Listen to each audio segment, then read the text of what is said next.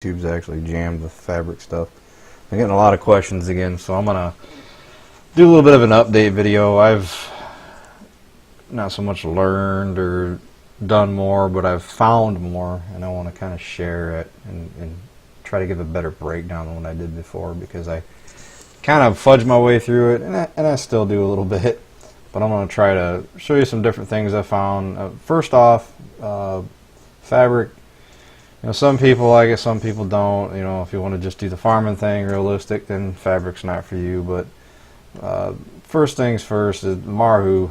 You got to give him credit, because without the Fabrik, the factory just wouldn't exist. And what I suggest, if you're new to this, just go to Google Web Translate is what I search, and you come up with the web iTools. The reason I'm saying do this is because I can't read German, so this is what I suggest. And the website's got some issues, but hey, it's worth trying to dig through. That's why I'm using Firefox to block some stuff. But just marhu.net, it's going to come up. Like I said, more than likely, I'm pretty sure my antivirus is probably going to pop up with something. Maybe not, because I already had it up here, but. So this is where it all starts. You can go right to mods, and once again, I'm doing it in English because I'll show you what happens when you go to the the German side. Obviously, you can't read it, but this will give you an idea. You kind of start going through all the different mods, and then when you want to start actually downloading them, what I suggest is to actually do a new tab and just type in marhu.net. And you can kind of figure out, obviously, mods is mods, but as you can see, it's all German now because I'm not using the translate. But when you want to start downloading, you need to go back to the original site rather than using the translate. It's what I found works a little better. And they use uploads. Like I said, people are going to complain about it, but like I said, hey, it's what these guys use, respect it, and that's what I want to try to kind of teach here is, the whole respect the modders. I try to do that. I do a lot of copy, edit, paste stuff, but I try to keep the guys' names in there. So let's try to keep it that way. Hey, Mimlar, I'll try to do a tutorial today. And if you guys know me, I kind of go on the fly. It's raw. I don't edit. Sometimes it draws on a little bit, but if I'm talking to someone, I'm not talking to my other voices in my head. I'm actually talking to my chat. So, hello, Mimlar. He's always on the stream. Great guy. So anyway, I just wanted to kind of go over that, and I'll show you where there's a couple of spots I try to throw in the Marhu name. First off, well, let's dig into the actual script here, and then when I get into the onCreate, I'll kind of show you. So what we're going to do first is we're going to look at a basic layout. So what I'm going to do is one of the original factories I come about, I actually watching Mr. Moose, is here's your basic layout. So you have the actual Fabrik, how it starts. We can minimize all these. And you have your input trigger, your output trigger, your player trigger. These are all your visible stuff. So you're actually going to have like the actual building and saws and stuff like that. And you have your work animation, and we'll get into all this stuff a little bit later. And then there's actually the clear areas. And what this is there's really not a reason for this if you're going to put it into your map. This is for placeables. This is going to clear the grass out. So that's important for that only. Like I said, a lot of times I'll just get rid of this field just so there's not another index, and we'll kind of go into that. Like I said, inside all these, there's obviously all the type of resources, and but like I said, I just want to give the basic layout of the input output as a factory. So you in, out. This is going to give you your information on the screen when you walk up to it. You'll obviously have some displays up here, but then on your F1 help menu, it's going to give you all the information. So that's why this player trigger is very important. And thanks for the host there, Fundamental. Sorry about the gunshot, everybody. And so yeah, so that's the main start. So what I want to talk about then is you get into your onCreate. So there, once again, your area, player index, work index, input, onCreate. let's go right into this indexing too. Sorry about jumping around, but the way this works, this is indexing, so it's just basically a string, and it's telling you to look for the 5, the 2, the 4, and the 0. It's where these inputs and the work index, the player index, and the area is. To give you a basic idea of that, I basically just threw together a real quick transform group here. So basically this would be your Fabrik script here, just to give you an idea. And when you start indexing, it is exactly how I have it written down here. So the first port would be 0, 1, 2, 3, 4, 5, and 6. You always have to remember that 0 is the first spot, and this is very important when you start doing equipment as well. So, and equipment gets a little goofier because you're gonna actually, like, this guy will be in here, so then it would be a 0, 0, and then it would be a 0, 0, 1, and so on. But I don't get too complicated with that. But basically, Fabrik is very simple. You have your main transform group, and then your indexes are 0, 1, 2, 3, 4, 5, and 6. This might be a little goofy right now, but it'll start making sense when we go back to the actual Fabrik. So we go back to it. As you see, and the problem is you start adding these strings in, and it doesn't go corresponding. It just starts throwing them in here. I've tried adding them in a specific order, and they come out this way anyway. I don't know if it's alphabetical, because there's lowercase, uppercase issues. So, like area on this guy. Let's see if I think I get rid of all my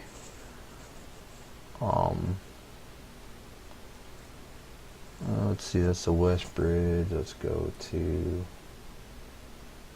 my actual Midwest map. Oh, that's not it either. Somewhere here, there's the Midwest map. I've got a ton of windows open here, so hopefully we don't start crashing the stream. So yeah, I don't think I have any areas on any of these, so it's, I guess I won't get into that. I don't know. Well, yeah, let's do this quick. I know there's some more placeables out there. If I actually go to my Dropbox,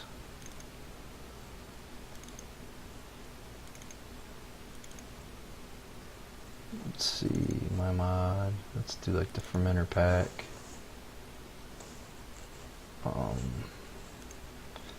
Let's just pull this out.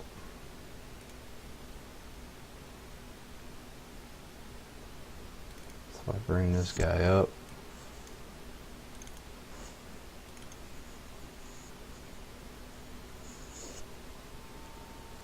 That's all I need is another window open.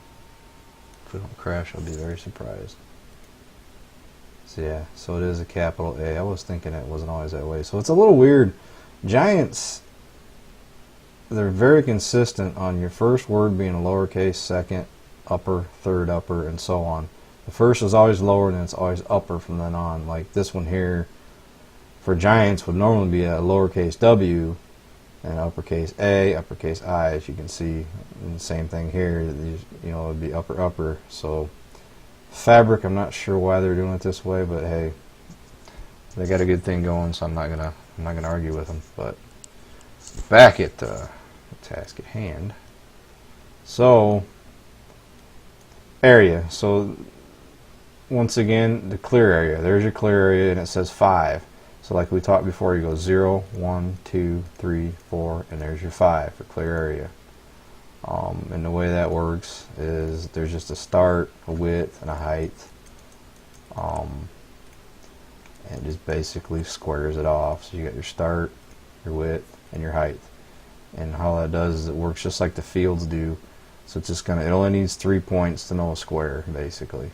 So that's why it goes there, here, and there's your overall width that way. I know it does a height, so it's kind of odd how it does it. And I don't even think these names have to be specific, but when you start getting into your mod descript, it'll actually ask for these indexes as well. So there's your area, and then player index is 0, 1, 2. It's the player trigger we talked about. That's what you walk up to and get your info screen. You have your work animation index basically, which is 4. So it's 0, 1, 2, 3, 4. So these are very important. If you don't get these right, you're going to start getting trigger errors, and you're going to say, hey, there's no such thing. Heap is not a trigger, for example. It's going to be, if you have something wrong on the input, you're calling this like, say, clear area, and it's palette, where then say you have this as an input, it's going to say there's no triggers in here. So that's why all these indexes are very important. So yeah, right off the bat here, input index, 0, input. And then you have your on create, then your output index is 1, so 0 and 1. So hopefully I've kind of beat that through how the indexing works. Like I said, very simple, 0, 1, 2, 3, 4, 5, 6. You just can't forget that 0, and that's kind of a computer thing. It all starts with zeros and ones, right? So, back to this main screen. This one does not have a save ID, and I'm going to show you.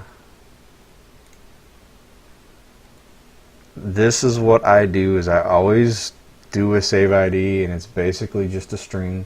So all you would do is you go in here, you hit string, and you type in save ID, and then you would hit add. It's not going to add it because there's already one there. In fact, I can do it on this guy because there isn't one.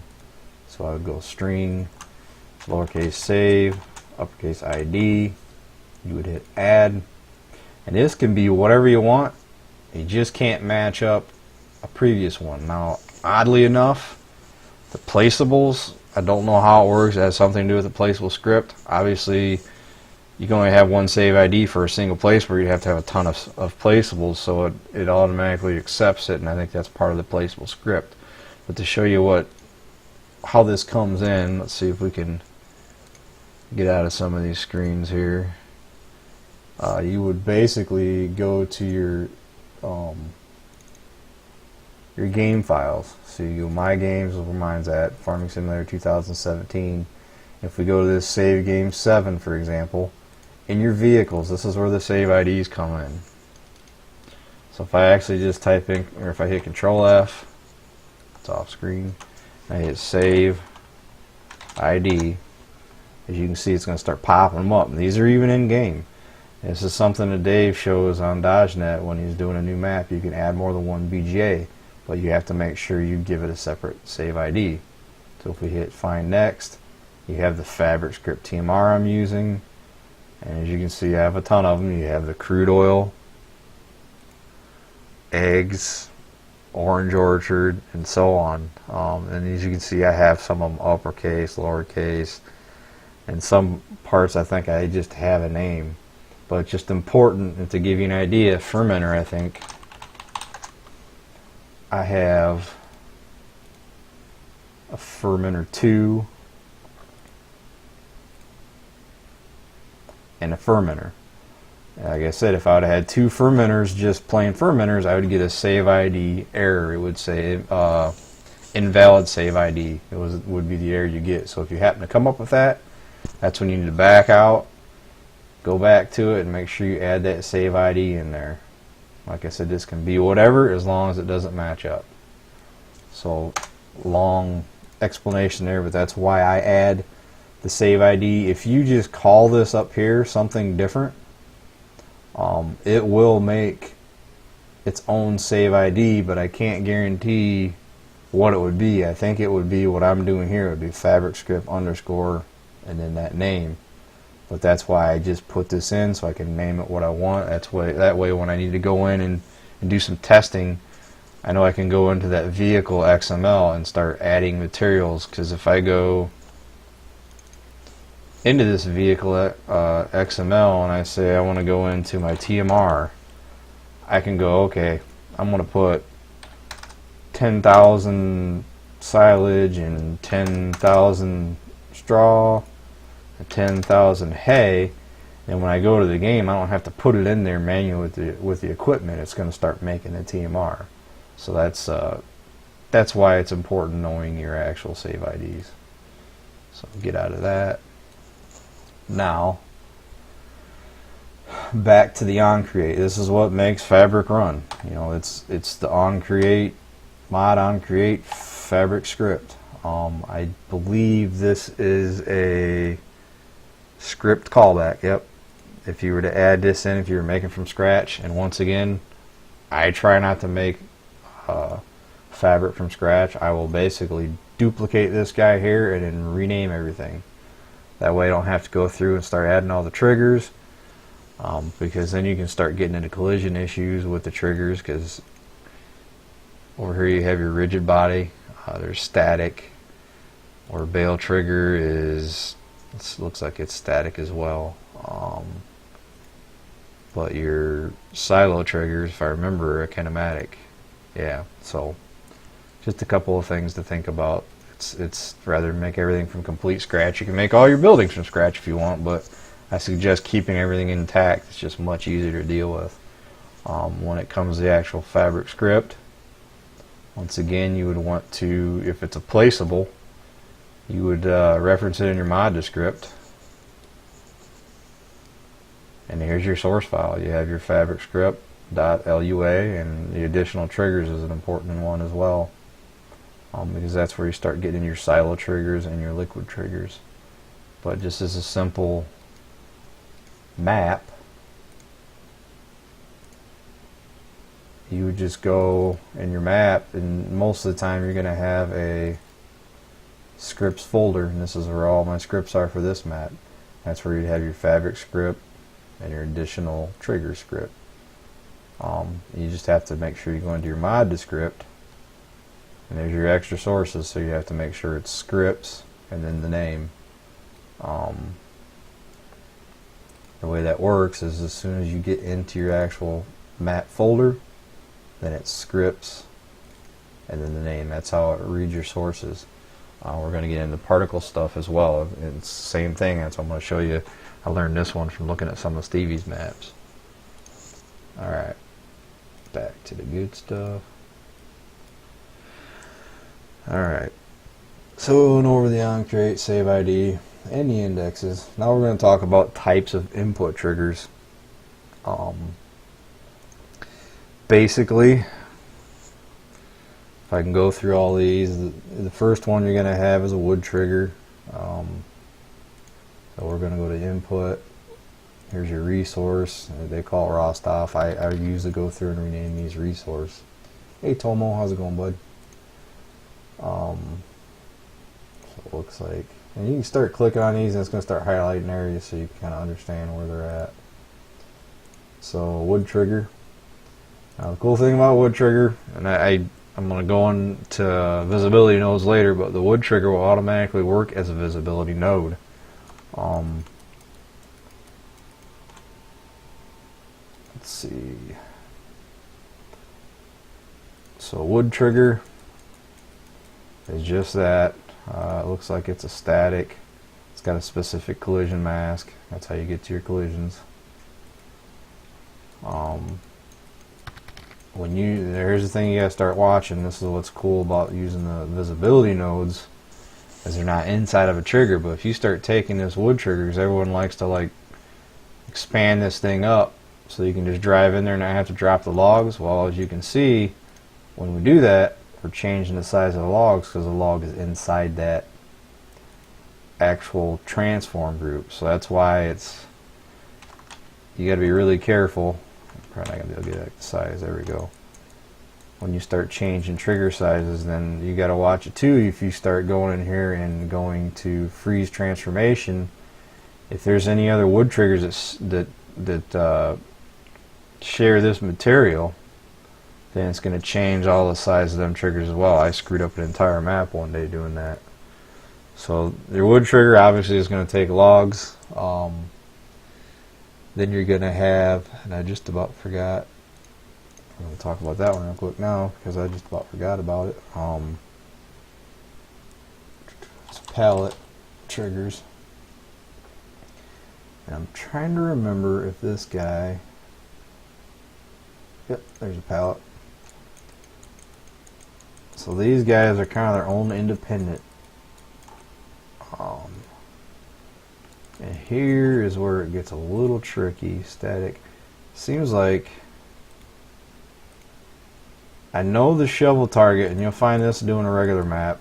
If you don't watch it, as you can see, that shovel target is kind of down below, almost underground, because if you leave it up, it's collidable. You'll run into the guy, and it causes headaches. When I was messing with some tip points on my map, I left them up, and people are getting stuck on them.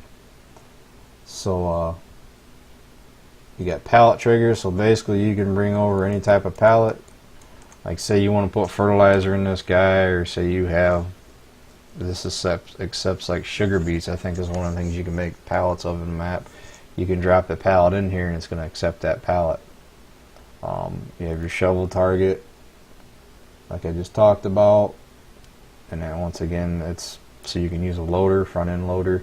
And I'm still working on trying to get it, like the in-game silos, you can actually come right over with like an auger wagon and dump into these, but for some reason I can't figure it out with Fabrik. I'm going to do some more digging and see if I can figure that out. And of course there's your bale trigger. I don't think these are collidable because it's so big. It's not an issue, but you can just throw, like this guy, if I remember right, he takes straw, so you can take bales of straw and drop it in here.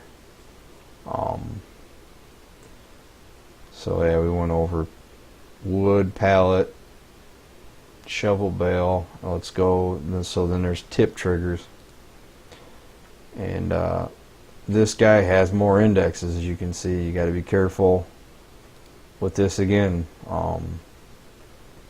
As you can see, there's a moving index. So 0, 1, 2, 3. That's the actual plane that's going to start moving up as you fill it. So you have to make sure it's in the right spot.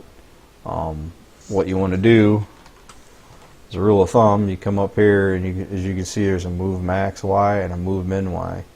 I always set the move min, it's minimum, at where you want it to start. So it looks like negative 2.485. Yep, negative 2.485, and then the max, you would basically just take it up as high as you want it. You don't want to come out of the ground, you would just basically you just copy this number, and you'd paste it into the max. And if I want to put it back where it was, it's the same thing. You Control C, copy this guy, come back over, paste it back in. Whoops. And I didn't even grab it right, so I want the minimum. Oops, Control C. I think I already messed up. I think I moved the tip trigger on myself. Yep. That's what I did. So it should have been down like right there. So yeah, don't paste it in the wrong spot. You'll have a problem. In fact, I can actually hit reload file. Yes. Let's do this again, so I can show you the correct way not to mess it up. So input, that's the wood chips,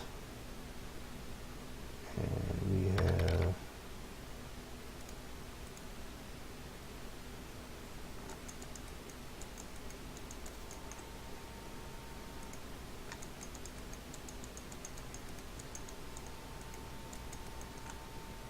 tip trigger. Try this one more time. So basically, like I was saying, you move it up to the extreme, say right there. You take this, Control C, go back to your tip trigger.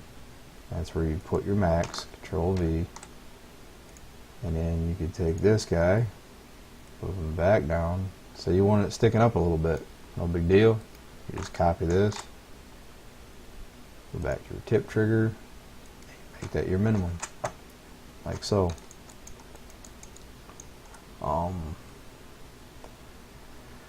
Now, the trigger index, once again, you got to look at that. So at 0, 1, 2.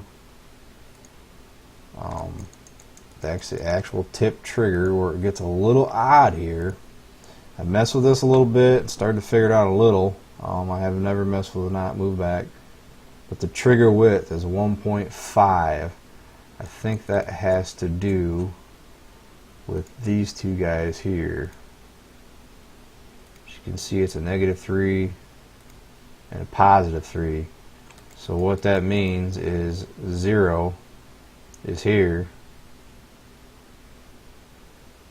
and it could be even tip trigger.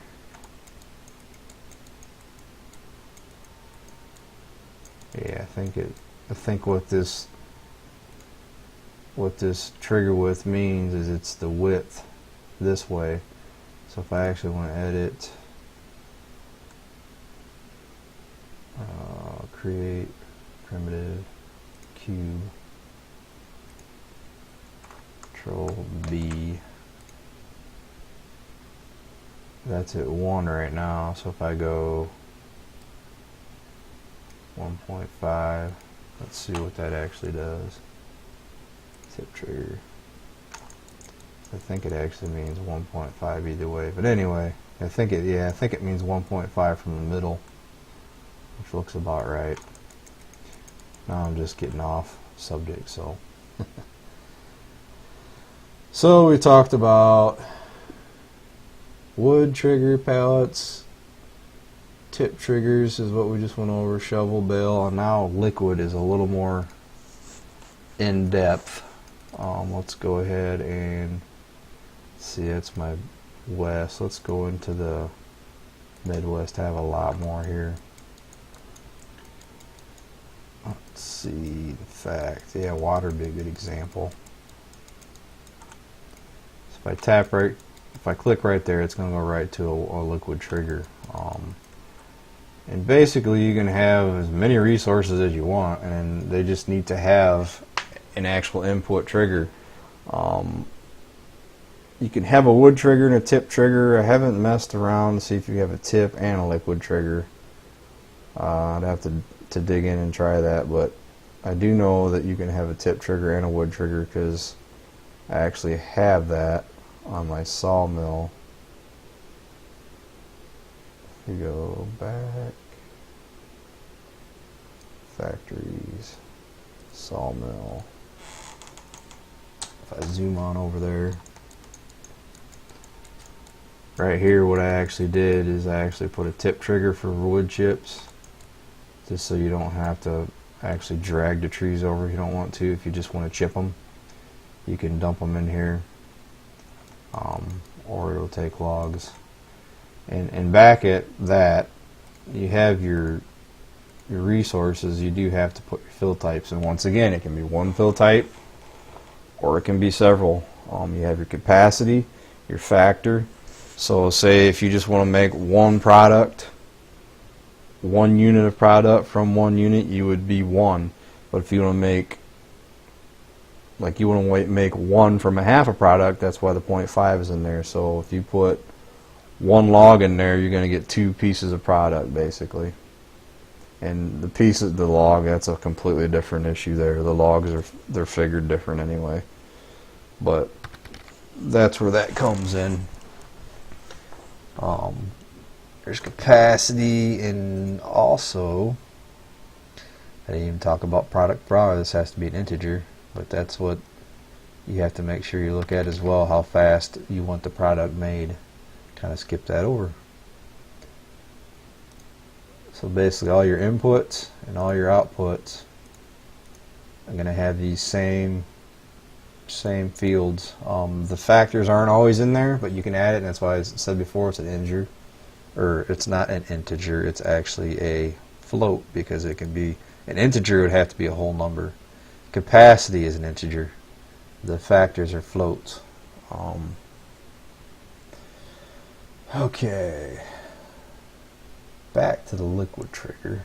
I wanted to show you more in depth on the liquid trigger as well.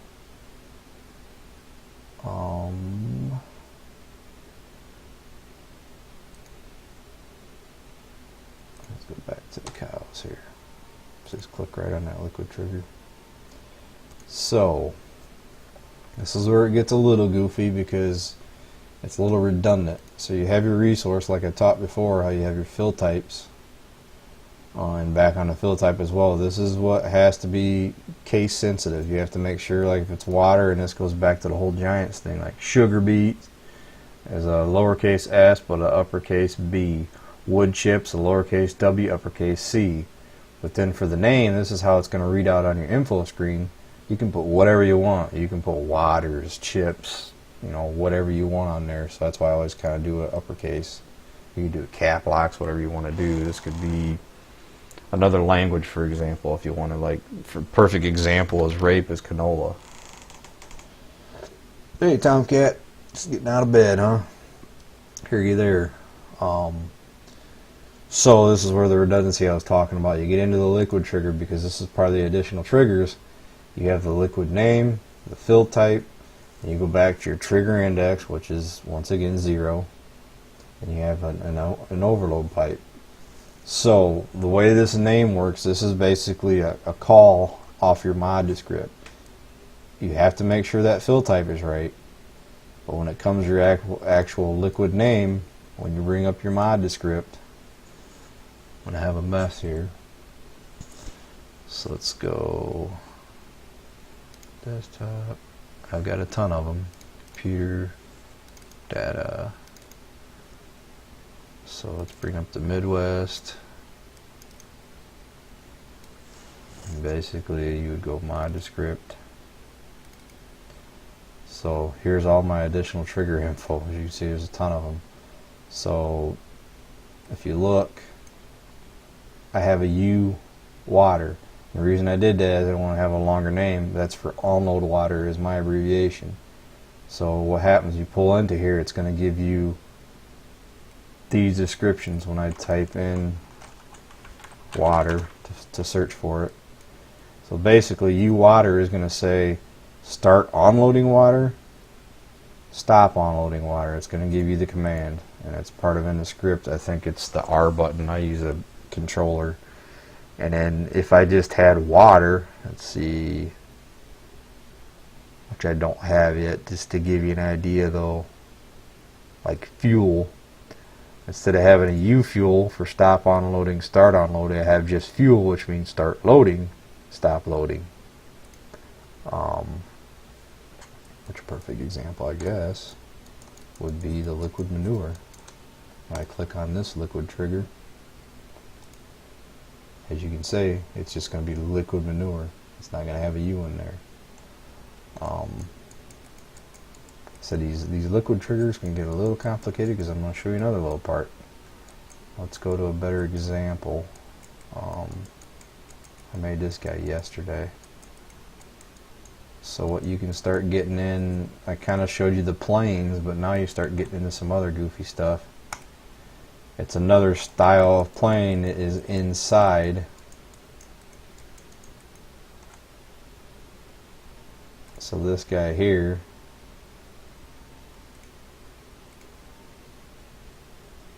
once again you have your moving index, so 0, 1, 2, and then here's another way of doing it. There's actually just a move min max Y.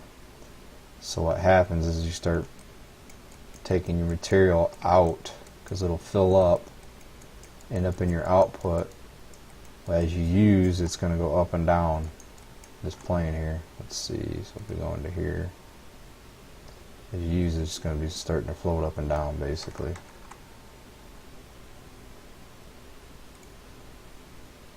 So that's the cool thing about the liquid triggers. You can use planes, and I do that in a couple of different things. You can actually do a double plane.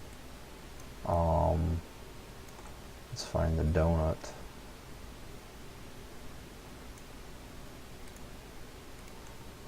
If I go to the input,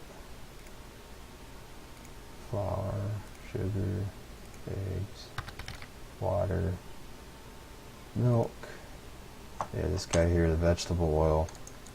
What I did here is I did a double plane to make it easier. So if you go into the actual liquid trigger, I did an actual plane as a transform group, then I have 2 planes inside here. So one is the donuts itself. The second one is vegetable oil. Just to give you an idea, so you can use an overall plane and move 2 planes inside of it.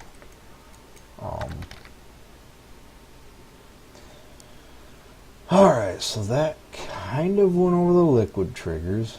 I talked about wood, pallet, tip, the fill types. Like I said, these fill types are very important because if you get these messed up, so say you want this to be vegetable oil, but if you forget and you put, say, maize in here, it's going to try to fill maize as a liquid, and obviously that's not going to work too good. Or say you transfer it over and you put water in here. I don't know that you'll get in there, but I know it's going to fill out water instead of vegetable oil. So, very important that you get them right.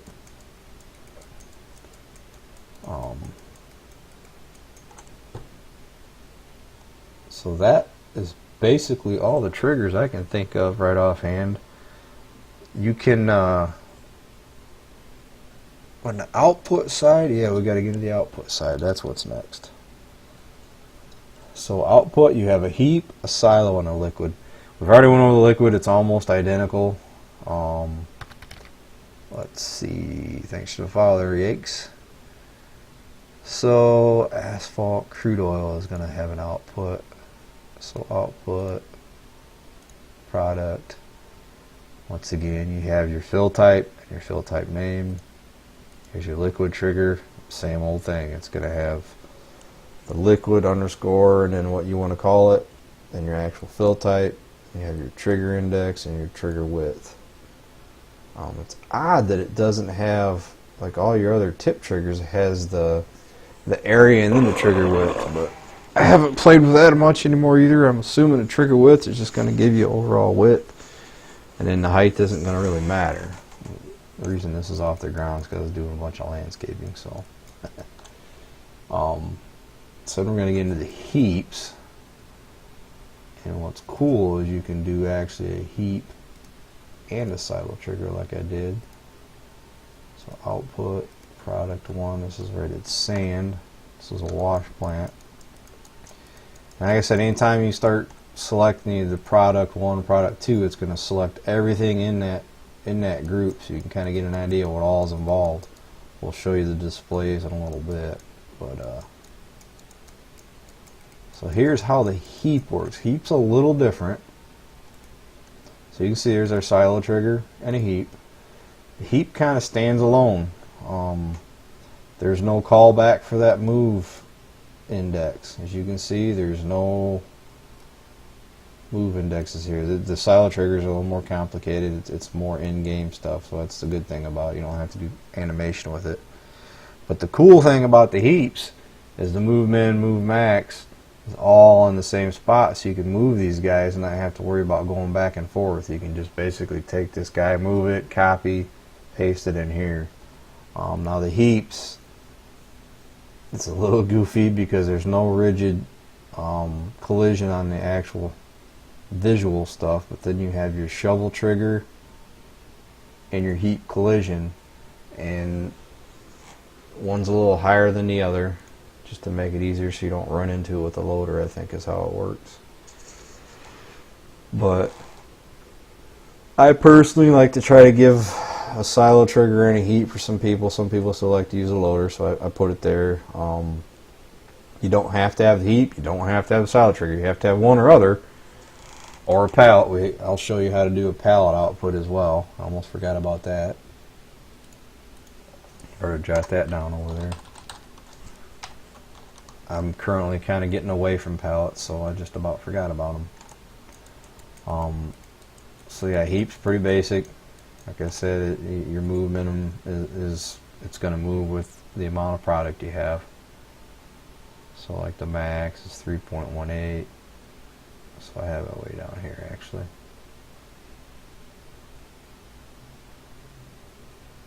It looks like I have to actually, the number's off a little bit, so that's probably why it was hitting. Yeah, it's saying 3.8 something, and well, that'd be about right, 3.824. I was looking at the Z, and the move minimum is negative 4. Once again, the easiest way to get it in the right spot is to copy this, paste it. So yeah, the heap is pretty simple. Now, like I said, if everyone's familiar with the Fabrik stuff, when the fermenting silos come out, that's all you had was the heap. And some people was alright with it and others couldn't stand it, but that was just part of the beast. Now the silo trigger, like I said, this is part of the additional triggers like the liquid trigger, and that's why it gets into the same thing. You have to make sure, because it never fails. I'll be making this Fabrik script, get it all done, I'm all excited, oh cool, made another one, and I'm making sand, for example, and I start loading out, and it's corn. It's because you have to make sure on your silo trigger that you have your fill type right. And once again, your automatic trigger index is 5, so you have to make sure that you go into here. You go 0, 1, 2, 3, 4, 5, there's an automatic trigger. This is what's going to give you instructions on what to do to make it auto or manual and what mode it's in. Yeah, right here is the actual command: start fill, stop fill, automatic fill, manual fill. You can actually change these, but you'd have to go inside your mod to script again. So I don't know if I have that still up. So yeah, automatic fill, manual fill, start fill, stop fill. There's your help box info. It's going to say exit vehicle set automatic, and it's actually going to say silo setting is automatic or manual. It's going to give you the current status. So that's what them are about. You could go through each one of your Fabrik and you could actually say start fill sand, stop fill sand, but I think you know what you're getting when you're driving up to these. So effects node is 4, so 0, 1, 2, 3, 4. Now here's another trick. When you're doing your silo triggers to get them lined up, don't move these, but if you hit your green and come over here to your visibility, it's going to actually show you the stream. So you want to make sure you go back to your silo trigger so you're moving everything, because if you just move that effect, you're not going to get everything else lined up straight. So basically you can just come in, once again make sure you have your silo trigger selected, and that's where you can actually start taking this guy and moving him so it fits that hole on the bottom. So let's say it was off, you could do that. I think I got pretty close. I went through all these. Now if your silo trigger is, say your automatic trigger guy is like right on the ground here, and your effects isn't matching up with your spout, you got a couple of options. You got to watch it. If you start moving your spout down, your vehicle is not going to hit it. I know these are about the right height, but then you could actually go in here and take your effect and you could move it up and down. I wouldn't move it sideways, but you could move it up and down to max your pipe. You don't have to turn the visibility off. It's just, I usually do, it's just more stuff showing. So, and there's smoke. I don't usually mess with the smoke, but it just kind of gives you an idea what the smoke is going to look like. It's going to be particly animated from the actual in-game stuff, but just shows you the shape basically. And the cool thing too here, as I'll show you guys, if you're having troubles trying to get some triggers lined up, say you want to get your tip trigger, bad example because the liquid trigger, say we're over here as a tip trigger. Say you're trying to get it lined up with this guy and you're grabbing other stuff. It's like as soon as I hit tip trigger, say I have something underneath I'm trying to match, I guess, and I'm moving it. What you can actually do is you can take this tip trigger, select it, go to shape, and you can turn off this non-renderable and it'll make it white.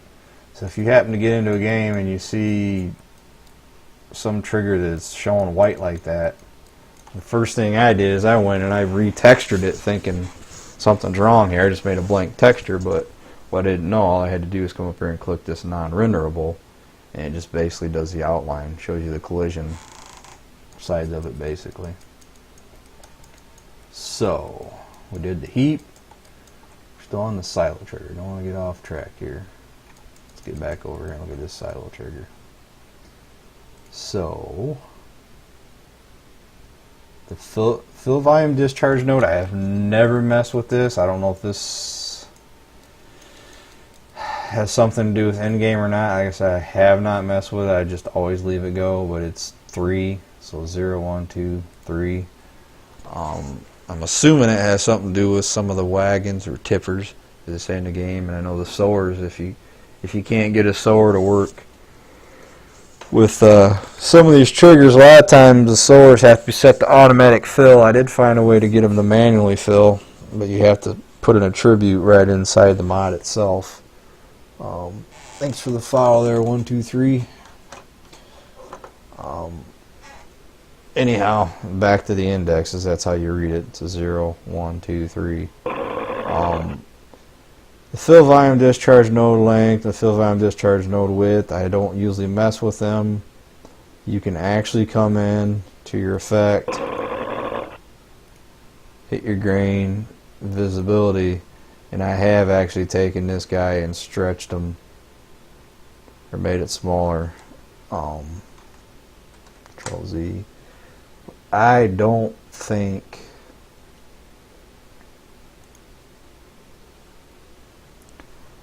I haven't found that this actually does anything. So say this is 0.3. I make this 5. Yeah, I can't see that it does anything. So I have to do some digging on that. And then this is just node 000. So I'm not sure what that even is. Particle. So like I said, this stuff here I don't mess with it because this is actually on your main in-game silos as well, which is nice. You don't have to do your own particle animation, which we'll get into in a little bit.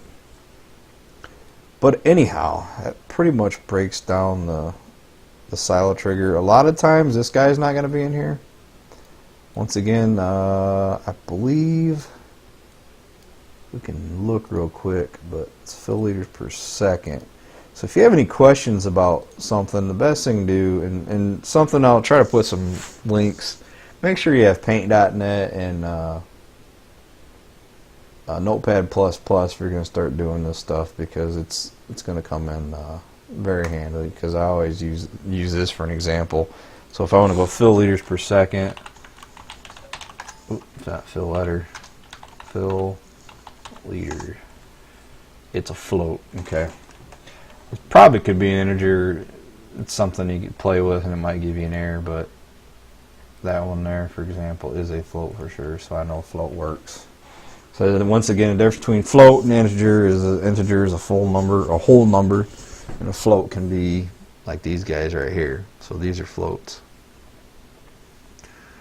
But yeah, a lot of times this fill liter per second is not going to be there. It's going to be very slow. In fact, if you look in the script, it'll actually tell you. I think it's like 1,000 liters per second. So I think that covers the silo trigger. I'll do the pallet trigger on the output.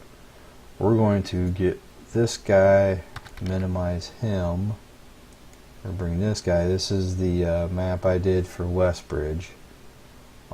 Let's look at map.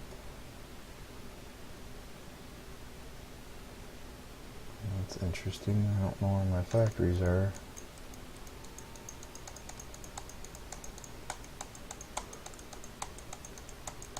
I've kind of dumped the whole palette thing. I've got a whole other thing going. I'm using kind of like the visibility node stuff. So there's factories. I'm not sure. Oh, it's under locations. So output trigger. You can see there's a product 1, a product 2. And the same thing with inputs. You can do as many outputs as you want as well. You just have to have fill types. And then it works the opposite way on the factors here. So you would gain on the input. If you put a 0.5, you're going to get basically 2 per 1 unit you put in. Well, this is going to be the opposite. You're only going to make 90% of this product from 1. This is making a whole, and that's the weirdest. What's kind of cool about UPK, they won't let you make 110%. This guy here kind of letting you make more than 100% if I'm thinking right, because default is 1.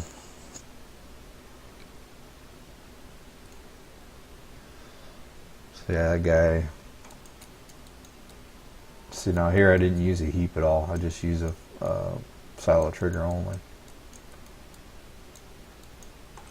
Alright, so back to the pallets. Now pallets get a little tricky. So first off, you have to make sure this is something very important. You have to make sure you watch your capacities. Your fill type is very important. The name's not a big deal because that's just what's going to put on your info. So there's no indexes, but you get into your pallet spawner. This is where it's going to look for that pallet, and this is where it gets important. What I tried to do on my newer map, because I don't think it's going to be that way on my old map.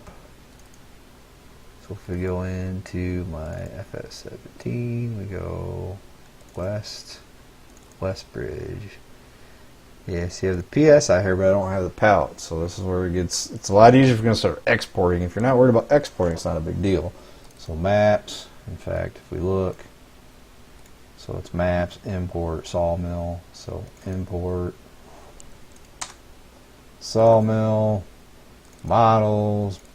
It's not going to be, I think it's Sagework.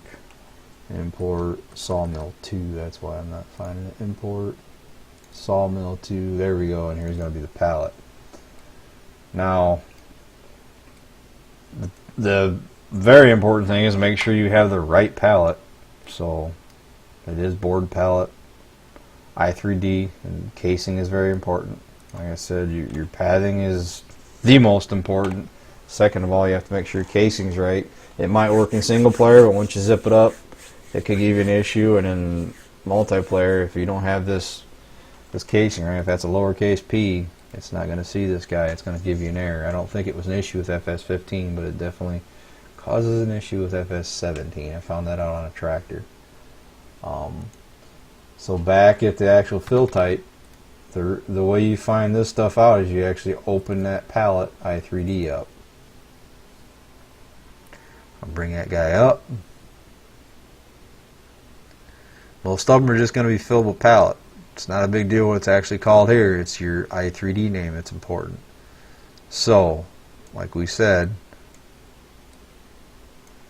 here's your capacity, 4,000. That has to match. If these guys don't match, you'll make your first pallet, and then if you close the game down, don't remove that pallet, and you come back, it's not going to keep filling that pallet. It's going to cause you issues, and then it's even going to cause issue with the pallet mover. I'm not going to go over the pallet collector mover, pallet slammer, or whatever they want to call it, because I have another video on that that's pretty much covers what needs to be covered anyway. So basically, like I said, very important that your capacity matches and your fill type. A lot of times these guys by default are going to be wood chips, depending on the type of map. So this comes with the placeable. I could look at it, but I'm pretty sure it's wood chips, not boards. But as you can see right here, once again, fill type is boards. Your spawner. Easiest stuff I don't mess with. I just copy from another mod, so I haven't really messed with putting this stuff in a specific spot. But you have to be careful if you get it too far down in the ground. I think it'll cause you issues. If you take this guy and you put him up here, good chances it's going to bounce to the ground. Well, not so much because there's a plate here. It's just going to be up in the air. But this spawner trigger itself, if you hit visibility, there it is. So say if this guy was up here, you're going to have some problems. So that's pretty much all I'm going to go across with the pallets. So you got to be careful with your pallets. Make sure it is a fillable pallet, because that's what it's going to pick up with auto load trailers if you're going to mess with auto load trailers. So we did all the output triggers. We had a heap, silo, liquid, and pallet. So now we're going to get into a cool thing I found here recently by looking at another mod called visibility nodes. And it goes back, let's see, we can get rid of that guy for now. Let's bring this guy back up, because I used the crap out of visibility nodes on this map. Donuts is a good example. Visibility nodes The way they work, you got to get kind of creative. As you can see, they're all over the place here. It's just kind of a bad example because it's floating in the air. This guy's in the ground. Well, actually, I know a really good example. Let's go over here to the breeding facilities. This is a perfect example. And once again, on that liquid trigger, one of the things I used it for here is this plane actually moves down inside this little pit. So the way the visibility nodes work, that's visible objects. I won't get into that. So yeah, resources. I'm not using any visibility. It's there, but I'm not using any because it's wood, straw, and water. But I am using it. You can use it on the input side as well, and I can show you how that's done in a couple of places. But on the output side, manure, liquid manure, I'm not using it. But all these sheep are visibility nodes. So the way it works, let's see, sheep capacity on the output side. There's 200 sheep. What you like to try to do is to have equal that amount in visibility nodes. Now I just tried to stuff this guy full, so it's not so much the case. But the way it works is you come in there and your visibility nodes, and you would actually import your shape. So these are all different sheep in here.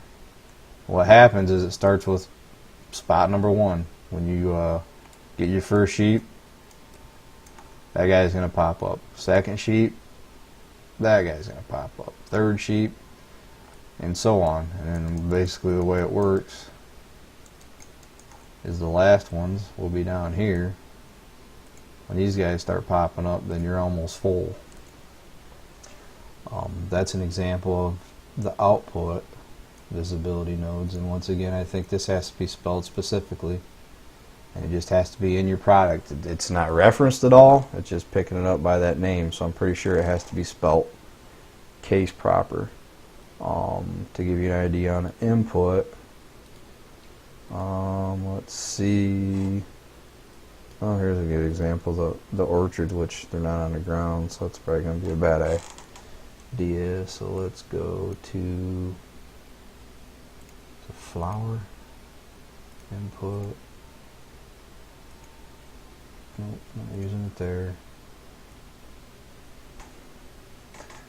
I know the donuts seems like I'm using it on them. There we go. Visibility nodes. F. As you can see, there are a ton of visibility nodes here. So basically it's the same thing. I've got a heap or a plane. I'm sorry, that's a plane moving up and down, but then as they basically start filling up, there's your first flower pallet. It's going to be on the bottom. You want to kind of, like I say, you don't want to have a guy showing up top here first, then on the bottom. But it just goes around basically filling it up. The cool thing about this as well, if you do it on the output side, almost forgot about this. Here are the wood chips, the boards, and I got creative here. I'm using a silo trigger for boards, and I had to basically edit a specific truck for it because they're not going to be pallets, but it's going to show up as pallets. I kind of talked about that earlier. But the cool thing I did here as well is on the visibility nodes is the first one is just going to show up as a few stacks over here. The second thing to pop up is a forklift. So you can use any object as long as you get your collisions right and you don't cause any issues. Like if you go in, oh, I think if it's dynamic, if you run into the guy, he's going to flop over, and yeah, a bunch of goofy things are going to happen. So then the third guy is a pallet on top of the forklift. And I like to kind of do this to kind of show you where that silo trigger is. I'll probably put some labels on the ground like I do on my other stuff. I haven't really gotten into doing that on this map yet, but as you can see, as most people have seen my work, I like to give instructions on the ground. It might seem a little childish or too much information, but you can get rid of the trigger markers of the default setting game and then will disappear. so you don't have to worry about it. But anyway, that's the cool thing you can do with the visibility triggers. So I've got a stone quarry that they're popping out on as well, falling on the ground and building up. But like I said, I recently found that about a week or so ago on another mod. I think it was on the PV Rivers, one of the, I want to say it was a pallet production that Dave was using on that map, was using the visibility nodes. I saw it in the script, but I couldn't figure out where to put it or how to put it. So it was used on FS15. I used it a lot on arches. So anyway, that's the visibility nodes. Now we're going to get into something I just recently found as late as last night. This is very nice because if you've ever seen me do these buildings, wow, the displays become a pain. Obviously these guys here are pretty simple. Under each product or resource there's usually a main display, and you have what I call the large display and the screen display. Obviously you saw the large display there, but the screen display is on this guy, and I tell you what, I had a hell of a time because as you can see it's not really showing anything, and you move it in and out and it disappears. So I found a little trick on this last night. It's something I'm going to show you right now as well. I'm going to show you how important, I forgot to just talk about this right off the bat. Now, the Marhu group, I'm assuming, did this guy, so they did whatever for their reason, but here's the problem I have. Everything should be 0 if possible. So the sawmill is placed on the map. That's fine.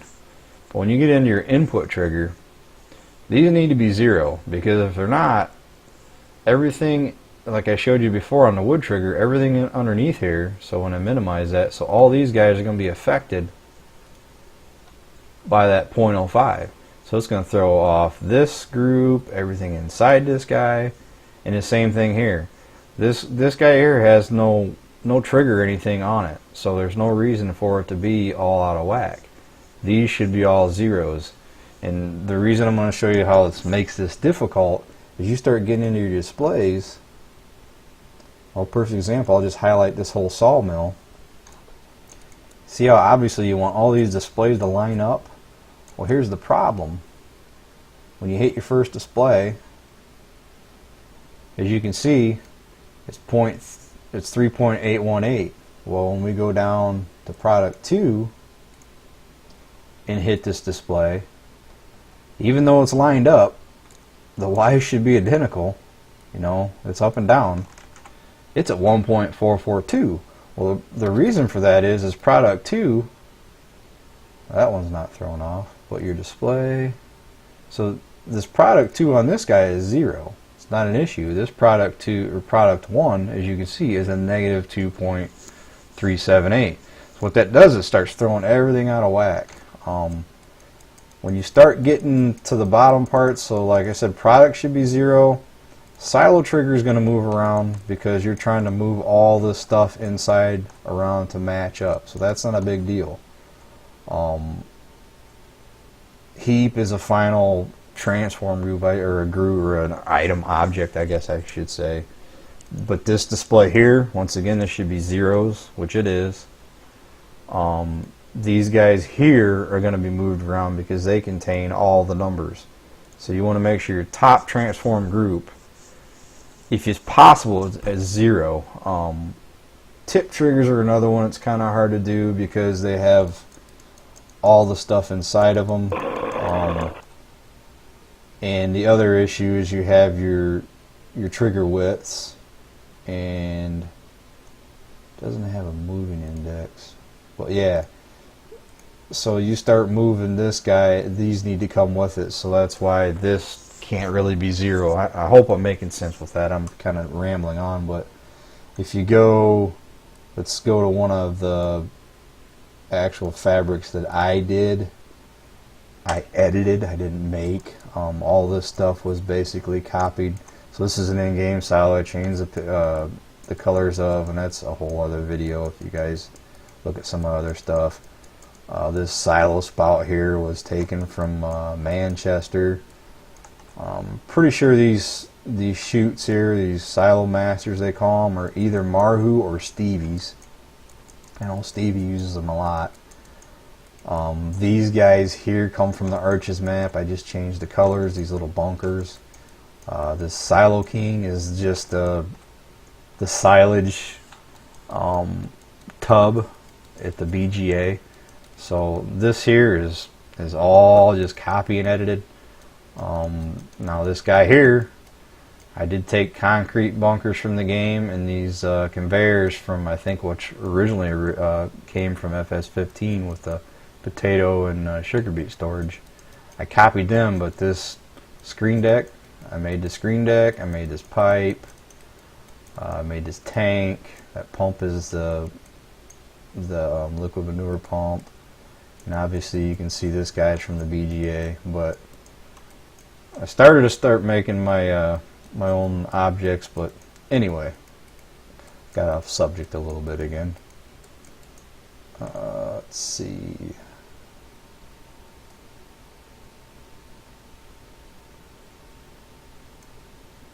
Back to the display. So that's why the zeros are very important. And once again, if we go back, that's what I was doing. I got off the subject. If we go to the pig food, hit F. As you can see, the pig food, the original, the top part is going to be in a certain specific spot because it's where it is on the map. But you get your input trigger, as you can see, all zeros. You get your resource, all zeros. When you get down to your tip trigger, that's when you start seeing some numbers. On the displays, all zeros. And when you get to this display, then you're going to start seeing some movement. And this is what I'm going to show you. This is why it's so much nicer, because if I go to this first display, I try to keep them the same too. That top one, I try to keep the display on the readout here. So if you look, it's 2.18. If I go to the next display, 2.18. If I go to resource 3, 2.18. You see a trend there? Like I said, you don't have the up and down because it's throwing all the other transform groups off. So that's very important to keep that stuff at 0. It's getting off the subject a little bit, but this will make your life much easier, trust me. Alright, now the other little trick I found last night, which was very cool, is you go, let's see, I gotta find this, resource, display, is if you go down here to the custom shader, I actually have to pick a number. Like I said, this is pretty cool because I had a heck of a time trying to get these guys to show. And if you switch this guy to a 0, I believe. Nope. I'm probably going to mess it up.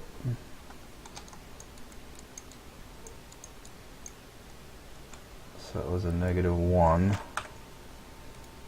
Switch this guy to a 1. Now I'm trying to remember what it was. 0.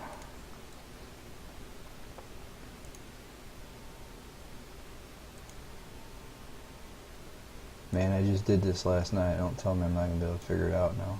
Work animation, shader, rotator, mixer, more display, 0100. So okay, let's try that.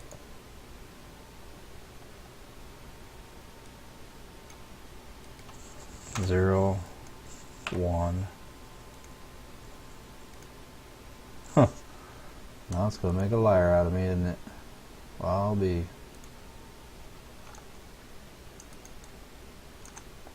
Man, I just did this.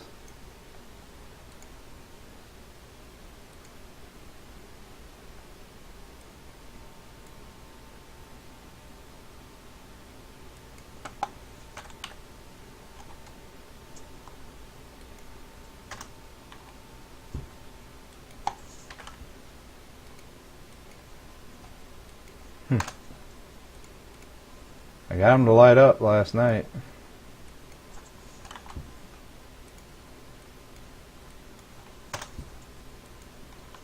very interesting. -1.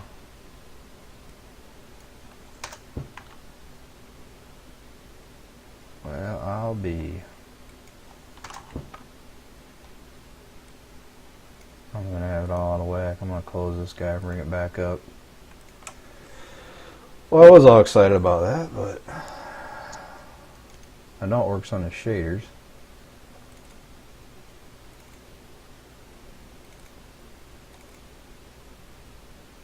Apps. Sorry about this. Take a little while to open it up. I don't want to save that and mess it all up.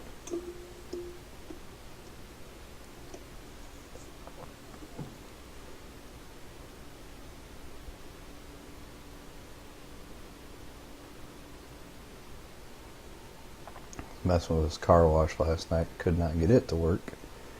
So factories, let's go to the sawmill. I know I had it working. Input trigger, display. Okay, so there's no custom shader for that guy. For the number there is. And that's the far right number. I know I just come down here.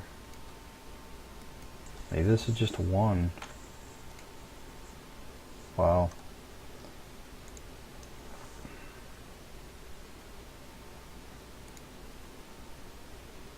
It's really going to do this to me, isn't it? Maybe I need to put the shader. Let's go down. Yeah, it shouldn't matter though. Well, yeah, it would because there's no background. So let me go ahead and now watch me not be able to get that to work.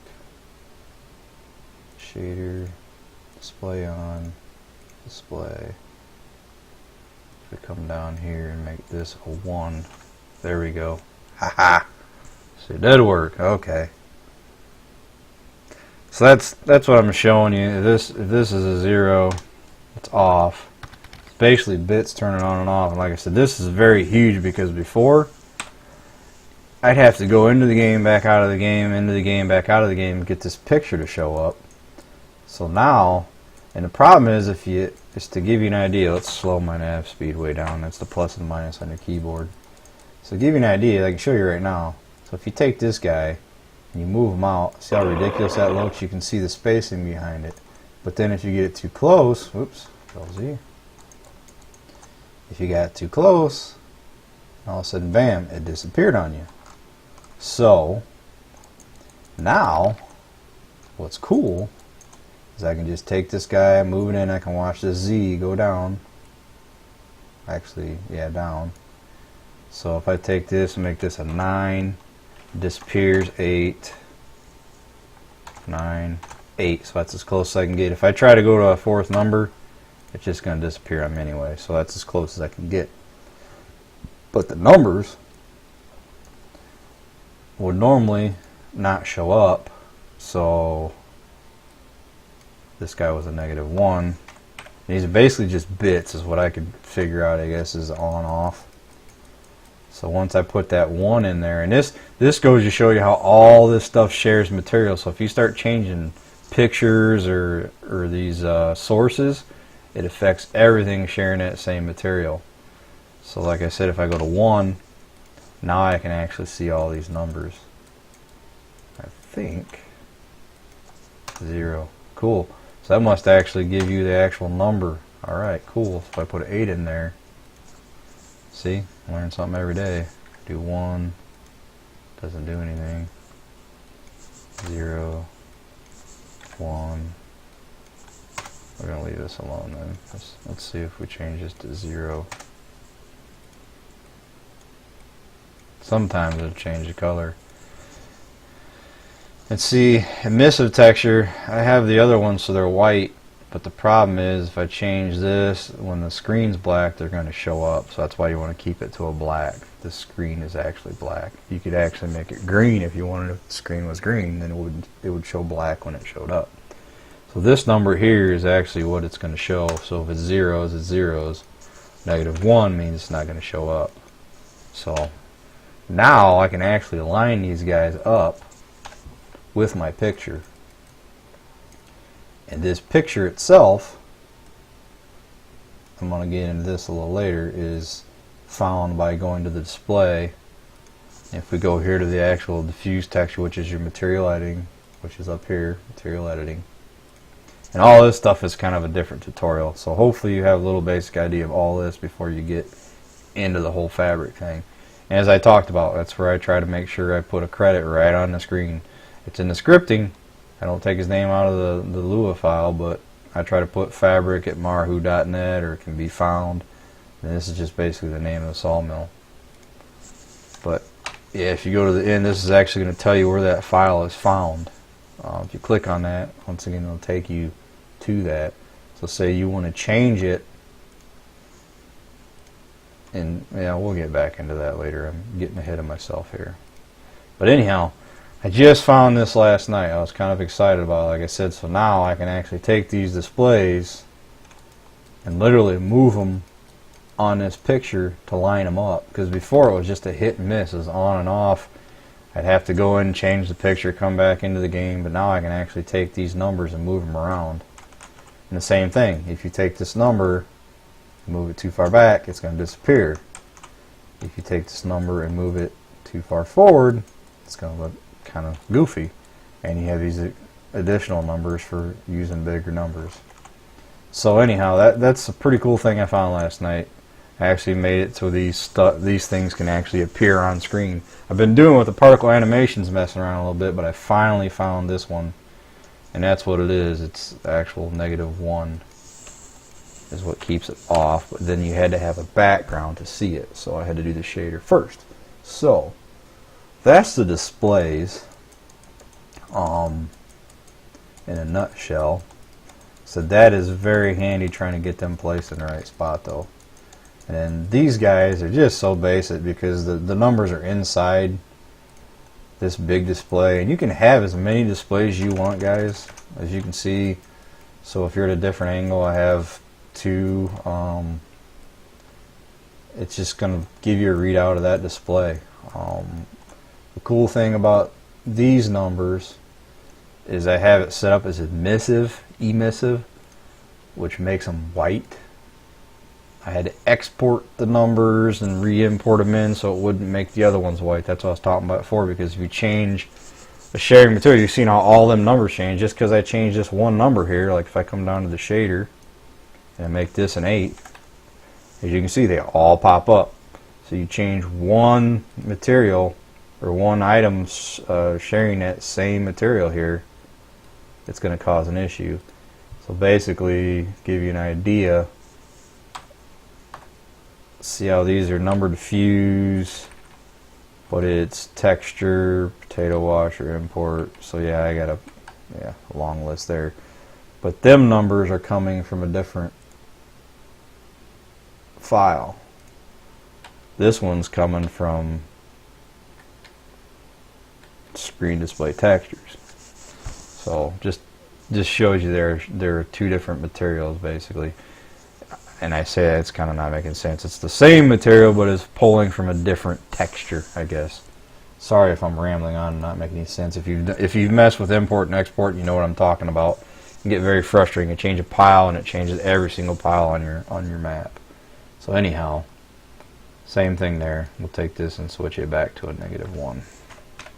And what that does is it just keeps it off when it's not being used. So there's your displays.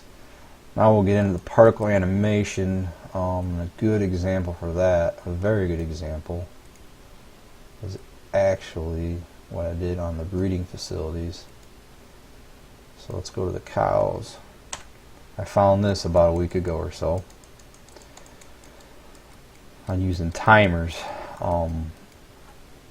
It was a while back when I figured out, so your animation, here's your particle system is what that goes by. And this is very hard for me. You're sitting here once again. So you have this TMR. So there's just this node here. You have no idea what it stands for, what's going on.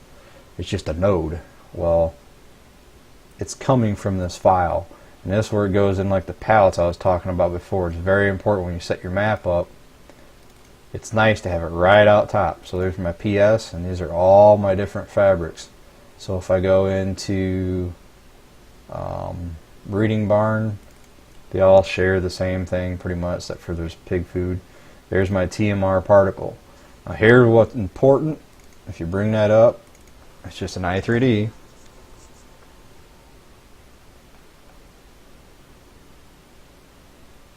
When I select this guy, see how everything's zero, no angles? Same with this. There's no angles. There's a scale, which you can basically change what size it is. You know, you can make it square or whatever. But this is all zero. And why that's important is for when I bring it in here, I want to line this guy up. Because once again, it was putting it up there, opening the game, trying it, making it work, testing out. Well, what's cool about this is I can import. I go to the top of my map, PS, I want breeding barn, TMR. I can take this guy, Control X to cut it, go to the TMR node, I just paste it right in. So now, when I move in and out, or if I hit the play button, and beware if you have a crane, it's going to crash your crane. As you can see, now I can actually line this guy up. That's what's cool about it. It's basically just like the silo effects would do. And I could probably move the silo effect in here, but this is going to give me the full size of what that it's actually causing that emitter to run in the map right now. So it's very nice. I said I struggled with this for so long, especially with the potato washer. That was a pain in the butt because there's so many of them. So that's how that works. PDHEHEQEH. Thanks for the follow. I don't even know how to pronounce that, but thanks for the follow. Now, very important, don't save your map with this in here. I had a big issue where I did that with doing some steam on my silos, and it was causing me a headache. So make sure that you get rid of these before you save your map. Not so much save it as if you go in and actually save a game save, if that makes any sense. Now, that's how you place it. Another cool little thing I found, rather than just having this guy run while the whole Fabrik script runs, Mr. Mod 666, thanks for the follow, bud. Welcome to the stream. Is I was looking on some FS15 stuff, and if you put this interval SEK, it's kind of an odd. I'm assuming it's supposed to be interval seconds, but so what it is I don't know if it's every 30 seconds or if it runs for 30 seconds on a minute. I haven't really timed it to figure out, just a number I ran with. But what this does, it's not constantly running. I found this off the potato washer is how I found it. And I believe this is an integer because it's a full number. Yes, it's an integer. So if you put this interval sec in there, it's not going to run all the time when the Fabrik is running. It's only going to run for that set amount of time. So if I go to straw, yeah, so the straw is only running every 20 seconds. I just thought it was kind of a cool idea to have it just run once in a while. And what's cool about this as well is I came over and I did, which is in the next section, sound. There's your TMR blower. So I match it up. There's 30 seconds, 30 seconds. Straw is 20 seconds. Straw blower is 20 seconds. To see these sounds, if you just right click on your map, go to show, you have all these different things you can do. If you hit your audio sources, there's your little sound box. Now this is another thing I'm still trying to figure out. As you can see, there's a little white line. If you go to your audio, there's a range and an inner range. If I hit the play button, you can hear that straw blower. Well, when you get, see how it gets real loud? I think that's what the inner range stands for. So if I switch this to 10, here I got real loud. So that's what the inner and the range is all about. So if I switch this to 5, say this to like 30, so you can hear it out here. Well then, when you get all the way in, right when you hit that 5, it's going to be loud. If I hit this to 10, it's going to be loud right there. So it just basically makes, it's just kind of giving an overall radius, I guess. So 10 and 5, let's keep that. I guess I don't have to worry about doing this because I'm not going to save it anyway, but you can see how it like automatically got rid of it. So that's your sound. If you want to make your own sounds, I have a template. You got to have a program that you can make WAV files. They have to be WAV files. I have some cheat sheets. 17 backup templates. So sound files. It has to be a WAV, a PCM. It has to be 22.050 kilohertz, 16-bit mono. And then length, I haven't gotten real crazy with length. I do have like a Sweet Home Alabama on the Dodge Nets PV17 on the. I messed with converting the Popcorn Sutton whiskey over to Fabrik for them, and I put. Actually, that was actually for Don Diego for Grabby. I apologize. I did something there. I think I did like a banjo for Dave. So we can go ahead and I'm going to shut this audio source back off. And we can actually hit stop, and we aren't going to hear the sound anymore. Moving in and out is going to make the animation happen, but like I said, always try to get rid of that animation when you're done with it. It's very helpful to place it there so you actually know where it's going to be coming out of, and it's not going to be like shooting straight up or off to the side. So that's the particle animation or particle system. Animation. Unfortunately, this is one thing I cannot help you with. I have utilized it, but when you go into Gabrielle, thanks for the follow, bud. Welcome to the stream. Here's animation on the wood. So you have to use Maya. I don't know if I'm pronouncing that right or not, to do animation, and it is a completely different bear. I was able to take these guys and make a wood crusher out of it. I basically just copied this whole section. But yeah, as you can see, this is all yellow. In fact, if I go window, animation, I don't know how to change all this stuff. The main reason I wanted to change a little bit is because my board pallets on the West Bridge map were really small. I made it so it would fit the trucks easier, and I could not get this board to get any smaller. So yeah, I don't get the animation yet, and like I said, from what I've researched, thanks for all the follows there, guys. Robson Trip Toe 1. From what I've read, you got to have Maya, and I do not have it, and I don't have the, what is it, like $1,000 or it's $300 a year to subscribe to it. It's just out of my free pay grade. So we went through the sound. I don't have to get into that anymore. And pretty much it gets into the shaders, which I kind of stepped on that. The only other thing I will show you, I found this is pretty cool. I took this, most of you guys will know this from the pallet mover. If I go back to the Westbridge map, which is not there, there. So the pallet movers,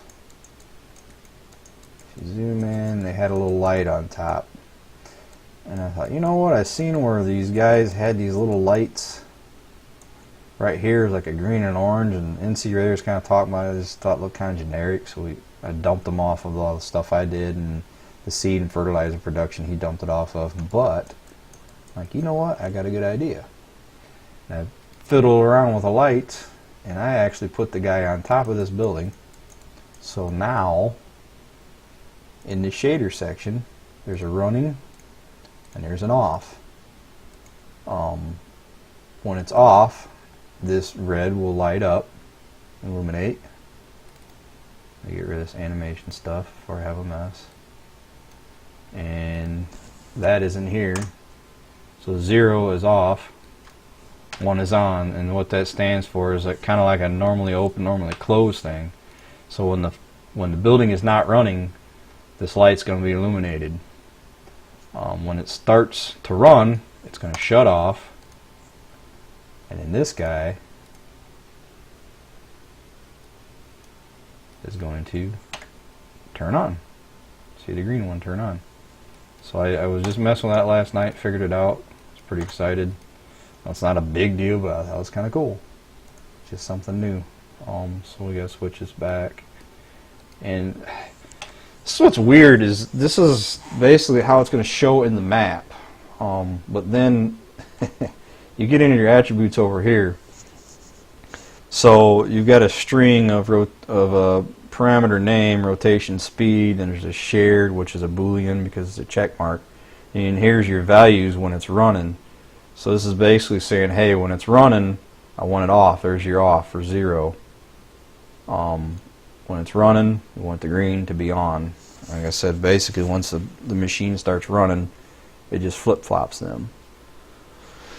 So I think that is about it. I don't know if anybody's even with me anymore. If anyone has any questions, it'd be very helpful to throw them out now. If I didn't cover something, I'm sure I forgot something, but I don't know on lengthwise where I am compared to the last video I did, but I know I was a lot more in depth. The biggest thing is the indexes. I'm having a lot of people ask me, hey, I'm having problems with this building, and it usually comes down to the save ID or index. And like I said, I wanted to show that shader stuff because that is just huge. Like I said, that was a pain. In fact, I guarantee you if I go into the screen. John Seeger hosting again. Thanks, bud. And yeah, back to shaders. Here's another thing I about forgot. This is where the shaders come in as well. The types of shaders are what's going to affect things. Rotor. So this is a mixer. It's going to spin, and basically this number affects that. So if it's a 0, they disappear. -1, they're upside down. So 1, I'm assuming. They hit enter. So what makes them spin that way? I think 8 is the speed. So if I hit this to 20, I hit this play. See how fast it's moving?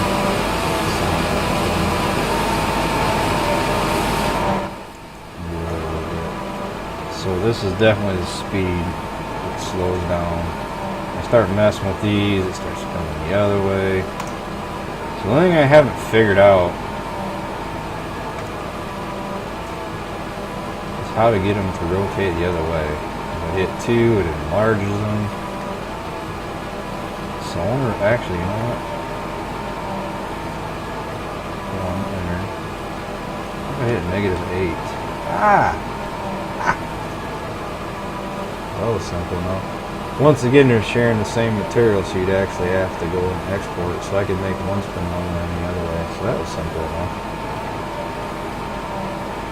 And once again, to get that to work, I'll show you right now. If I take this guy here, let's go ahead and stop this noise. I go File, Export Selection with File. I'm going to go Midwest. I'm going to go Import. I don't know if I have anything under shaders or rotors.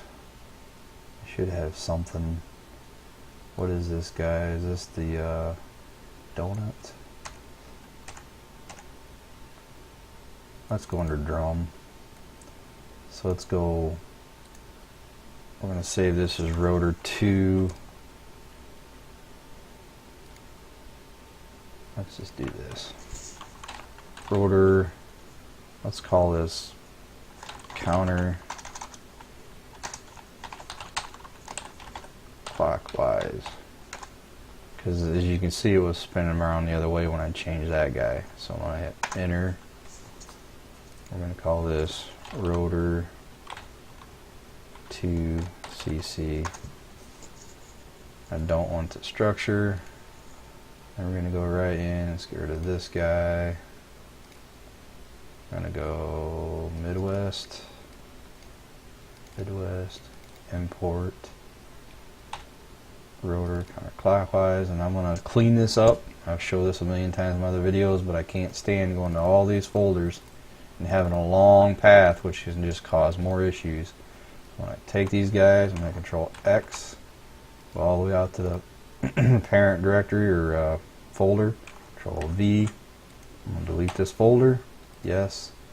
Then you're going to right click on this guy, edit with notepad, and then we're going to clear, and I could actually save the textures, but you know what, I think I will. That's a good idea to keep them folders, because new folder, Control V. So let's take all these guys, move them into the textures, go back. So here's a little trick I was watching, can't think of the guy's name now.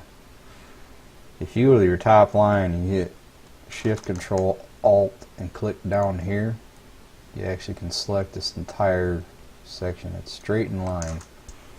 Thought that was kind of cool. I can't think of his name now. Now we're going to hit save. Now we're going to do a test. I always try to open these guys back up. Lou Nanshin, thanks for the follow, bud. Just to make sure we don't have any errors. Make sure I didn't lose a texture or something. So we're going to close this guy. I'm not going to save it. Go back to the map. Open up. I'm going to import rotor 2. I'm going to hit Control X. I'm going to find where in the world we're at. Shader on the donut. And hit Control V, and it's going to be in the same place because we exported out from that location, so we don't have to worry about moving it around. But we're going to delete this rotor like so. Now when I change this rotor to an 8, well, it's already at -8, so I change this guy to an 8. Knock on wood, when we hit play, we're in different ways. So cool. I've been wondering how the hell to do that, and I just figured it out. This number has to be negative.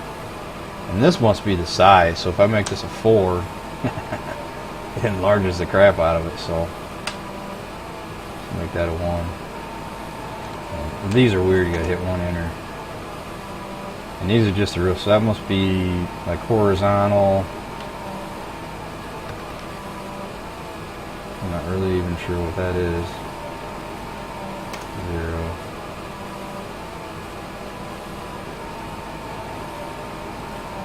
0.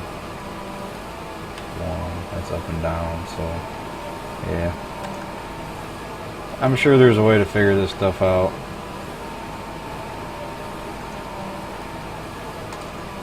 Back to normal. So cool. We figured out how to do that. But yeah, you can put this rotation node on anything. You can spin the silo, the silo masters. It gets a little crazy. So we figured that out. And once you, kind of dig at this, guys, and then go from there, because now you start getting into your belt shaders, and there's material shaders, like when you get onto the wash plant. So I get all the way into the shaders. There's a ton of shaders. Shaders are cool, but they just don't look quite as good as the particle animation. And that's the potato chips. I had to change them because, as you can see, it's just a real basic. Stop. In fact, this one's going on fashion a belt. So it's just a basic shape of sand going up that belt. It's cool that you can see without having to do all the tricks of importing anything. But so if I grab this guy, so this uses a different shader. If you go down, and it's a scroll UV shader. I think the conveyor belt's the same. Scroll down. Yeah, scroll UV shader. And I'm assuming this is the speed, so if I take this guy, hit play.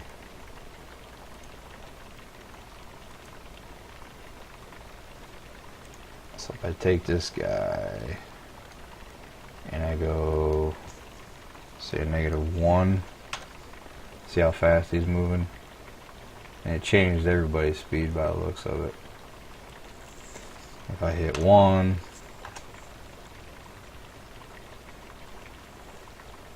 I would assume it would have turned him around, but I guess not. -1 speeds it up.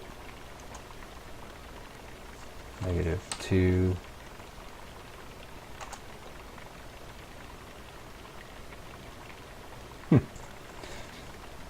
-0.1. Wet sand.